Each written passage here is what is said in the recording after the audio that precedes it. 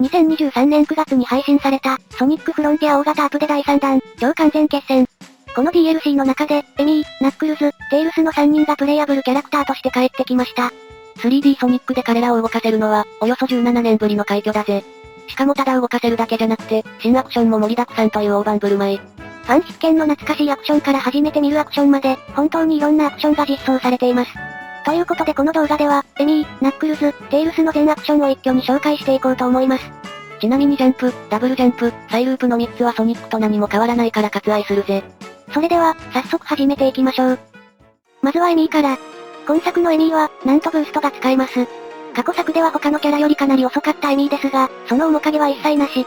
ソニックと比べても遜色ないスピードで駆け回っています。エミーすごい。ソニックに追いつくために頑張ったのかな。あれだけソニック追いかけてたら、いやでも足腰伝わりそうですよね。何はともあれ、これでソニックはブーストを使ってもエミーから逃げられなくなったわけだな。今後は音速の追いかけっこが繰り広げられるのでしょうね。あまりに危険。続いては、ホーミングアタック。ホーミングアタックもできるようになったか。ホーミングアタックは 3D ソニックおなじみのアクションで、ターゲットに向かって自動で突っ込んでいく攻撃です。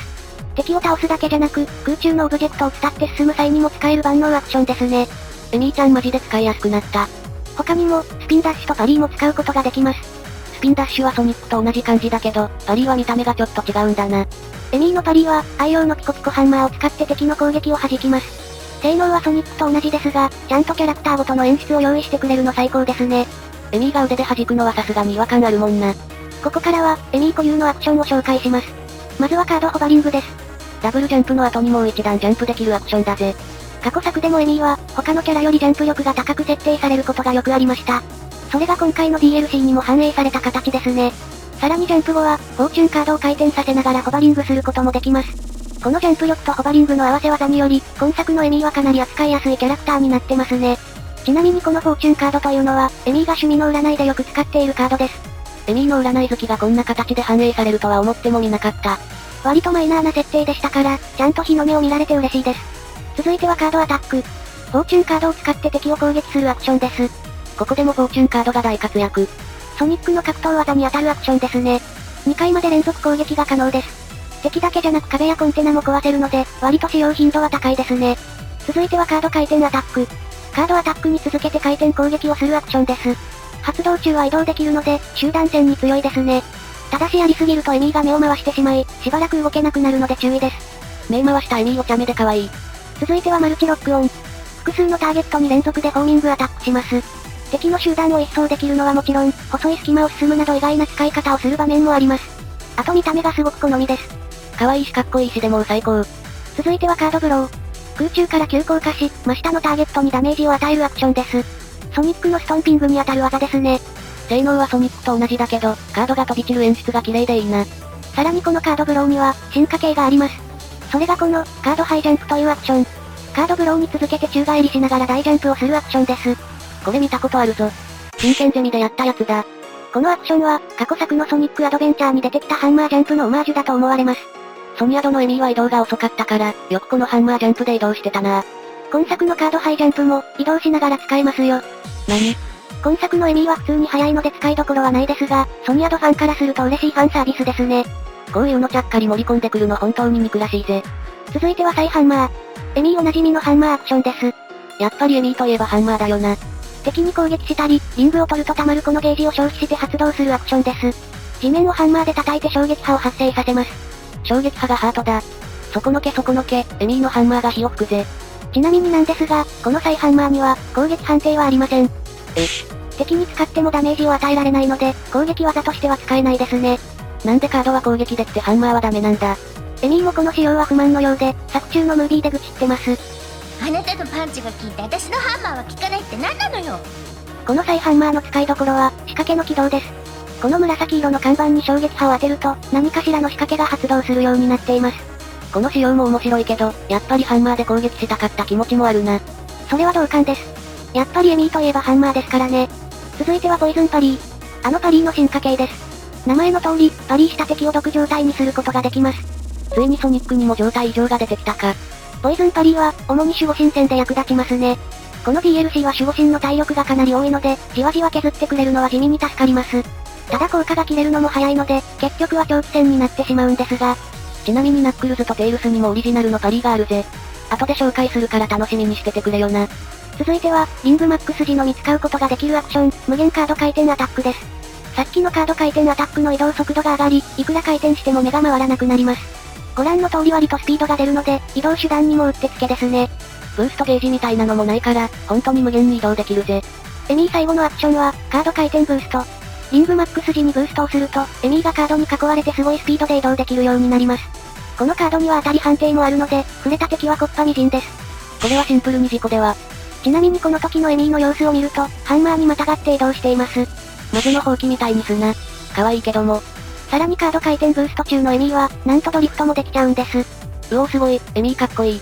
エミーのアクションは全部可愛くてかっこよくて最高。エミーの設定をうまく活かしてるし、何よりどれもエミーに似合ってますよね。遊んでてめちゃくちゃ楽しかった。続いては、豪快パワフルハリモグラ、ナックルズのアクションです。待ってましたナッコー。ナックルズといえば滑空と壁登り。どちらもしっかり実装されています。この広いフィールドを滑空するの気持ちよすぎだろ。滑空には体力などはないので、高いところから始めればすごい距離を飛ぶことができますよ。さらに過去作と同様に攻撃判定もついているので、敵や壁を破壊しながら飛ぶこともできます。ナッコの滑空は本当に楽しいぜ。ただ今作の滑空は若干小回りが効きづらいので、向きの微調整がやりづらい点だけ注意です。続いて壁登りです。今作では、緑と赤の壁を高速で駆け上ることができます。普通の崖とかは登れないんだな。そうなんです。この点はちょっと残念でしたが、よくよく考えると DLC ですからね。ここまで実装してくれただけでも大盤振る舞いです。そうだった、ボリュームすごすぎてつい DLC であること忘れちゃう。また普通の崖などは登ることができませんが、その分フィールドにはナッコが登れる壁が大量に設置されています。中にはめちゃくちゃ巨大な壁もあるから、ナッコの壁登りを存分に味わえるぜ。滑空と壁登りを両方使うところもあるので、ナックルズの大きな魅力である道なき道を進む楽しさは健在ですね。やっぱりナッコのアクションは最高に楽しい。それでは次のアクションに行きましょう。なおスピンダッシュ、ホーミングアタック、ブーストの3つはナックルズも使えますが、ソニックやエミーと全く同じアクションになるので今回は割愛。じゃんじゃん行こう。続いてはパリー。パリーは性能こそ他のキャラと同じですが、演出が違っています。ナックルズのパリーは、まず両手の拳を前に構え、その後体全体を使って攻撃を弾きます。ボクシングのガードみたいだな。動きがダイナミックですごくナッコっぽい。続いてはコンボアタック。こちらもナックルズおなじみの、パンチ攻撃です。ソニックの格闘、エミーのカードアタックに当たる技で、最大で3回まで連続攻撃が可能です。そしてもう一段上の攻撃技が、ドリルスピンアタック。敵を多重ロックオンして、連続攻撃を放つ技ですね。ドリルスピンアタックめっちゃかっこいい。ボス戦などでは大ダメージが期待できるので、積極的に使っていきましょう。続いてはヒートストンピング。その名の通り、ソニックのストンピングに当たる技です。ただソニックのストンピングより強化されていて、着地時に衝撃波が発生します。この衝撃波にも攻撃判定があるので、このヒートストンピングの方が使い勝手がいいですね。ナッコがちゃんと強い技持っててなんか嬉しい。さすが戦闘民族の末裔。ちなみにこの技、2006年発売のソニック・ザ・ヘッジホッグというゲームに登場した、地面揺らしという技に酷似しているので、もしかしたらこのオマージュなのかもしれないですね。続いてはサイナックル。エミーのサイハンマーに当たる技で、ゲージを消費して発動します。地面を叩いて衝撃波を発生させますが、エミーと同じくこれには攻撃判定がないため、主にギミック起動用のアクションですね。続いてはブレイクパリー。こちらはナックルズ専用のパリーで、パリーに成功すると敵の防御力が一定時間下がります。ナッコの戦闘スタイルは、とにかく力で押しまくる。それにぴったりな性能だな。ただやはり持続時間が少ないので、使いこなすにはかなりの鍛錬が必要ですね。続いてはリングマックス時に使えるアクション、ドリルスピンブースト。リングがマックスの時にブーストをすると、ナックルズがドリルのように回転してものすごいスピードで移動できるようになります。見た目が荒々しすぎる。確かに豪快ですが、意外と小回りが利く上に接触した敵にダメージを与えられるので、かなり使い勝手は良いです。すごくねじれてるけど大丈夫なのかな。ナックルズなので大丈夫でしょう。最後に紹介するのは、無限滑空。リングマックス時に滑空をすると、滑空中の速度が上がると同時に、なんと高度が下がらなくなります。ずっと飛んでられるってことか。まさにその名前の通り、無限に滑空し続けることができるんです。これがもう最高に楽しい。どんな場所にも簡単にたどり着けますし、ただ島を飛び回っているだけでも最高の爽快感が味わえます。こんなの使えたら一生飛び回っちゃいそう。ナッコのアクションはどれも豪快で荒々しかったな。まさに豪快パワフルハリモグラですよね。どれもナックルズっぽくて最高でした。続いては、ソニックの頼れる相棒、テイルスです。テイルスといえば、2本の尻尾を回転させて空を飛べる飛行能力。もちろん今作でもちゃんと実装されていて、ダブルジャンプの後にサイドジャンプボタンを押せば、自由自在に空を飛ぶことができます。このアクション本当に待ってた。今作が最初に発売された時から、この広いフィールドをテイルスで飛べたらなとずっと思ってました。その願いが叶って本当に感無量です。またしばらく飛んでいると疲れてしまうのですが、これもシリーズおなじみの演出ですね。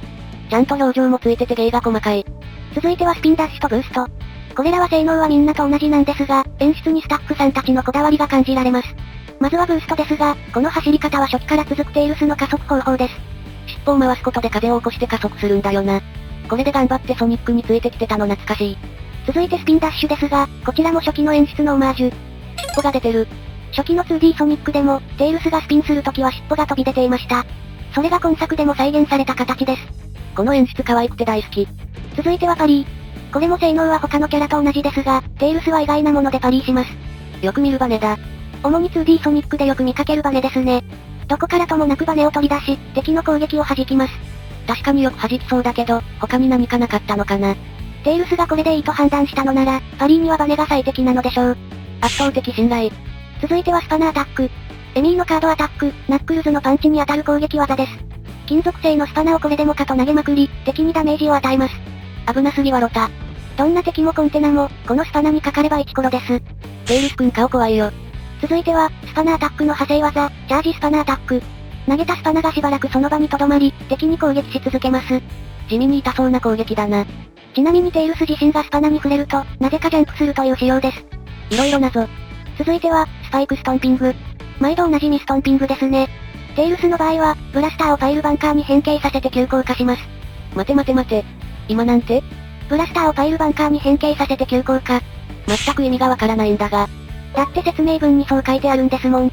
とにかく当たったらただじゃ済まなそうなのはよくわかったぜ。続いてはサイブラスター。エミーのサイハンマー、ナックルズのサイナックルに相当する技です。相変わらず攻撃機能はないので、ギミック起動用のアクションですね。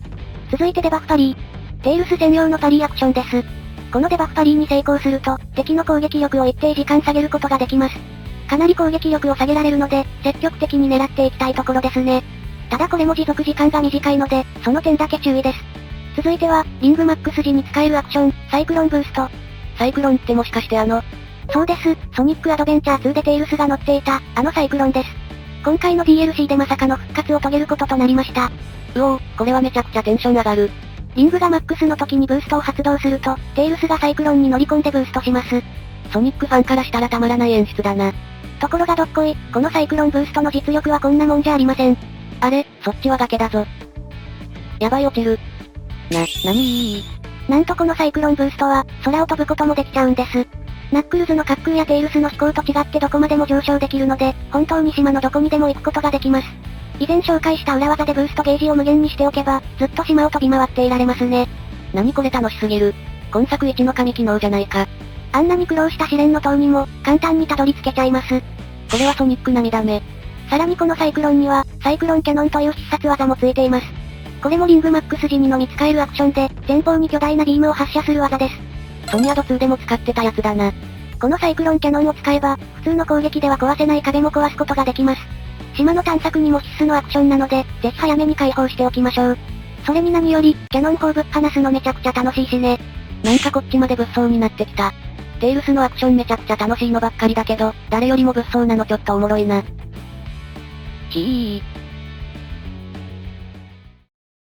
以上、エミー、ナックルズ、テイルスのアクション集でした。